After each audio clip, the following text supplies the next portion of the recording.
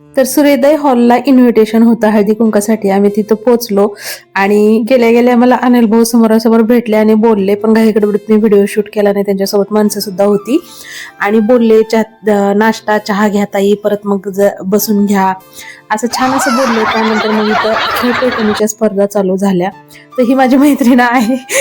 खूप छान असे डान्स करते बरं का. ते प्रत्येक कार्यक्रमामध्ये ना खूप भारी नागिन डान्सवरच करते आणि पूर्ण आमच्या सांगोल्यामध्ये नागिन नावानेच खूप फेमस झालेली आहे ती. आणि पाठीमागे आहे स्वर्णा. तर दोघींनाही खूप चांगला असा, वैशाली आणि सोना दोघींनाही खूप छान असा डान्स केला. सेमीफायनल मध्ये सुद्धा त्या सिलेक्ट झाल्या आणि भरपूर 2,500-3,000 हजार बायका होत्या. सगळ्यांसाठी हळदी कुंकू नाश्ता सोबत त्यांनी गिफ्ट सुद्धा दिलेला आहे. एक काल निर्णय, पर्स, एखादी त्यांच्या मॉल मधली वस्तू, असं छान असं चहा नाश्ता. आणि मेन म्हणजे एन्जॉय इतकं केलं ना बायकांनी, हसल्या, खूप खळखळून हसल्या आणि 2-3 तास कसे गेले ते सुद्धा कळलं नाही. आणि वैशालीचा नागिन डान्स तुम्ही या ठिकाणी बघू शकताय. बैलगाडा नागिन डान्स, हर एक गाण्यावर खूप भारी अशी डान्स करते बरं का ते. पाठीमागे जी पांढरं जॉकेट घातलेली ती आहे स्वर्णा. तर खूप छान असा हळदी कुंकाचा कार्यक्रम झाला. 2-3 तास कसे गेले समजलं नाही.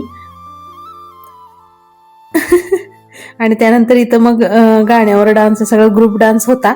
तर हे सगळे सेमीफायनल मध्ये गेलेले गँग आहे. इथं सुद्धा त्यांचं ते कॉम्पिटिशनच चाललं होतं. त्यांना फायनल 5 काढायचे होते ना पैठणीसाठी. तेच तर खूप बिंदासपणे डान्स करत होत्या. हर एक वयातील बायका होत्या या ठिकाणी डान्स करण्यासाठी.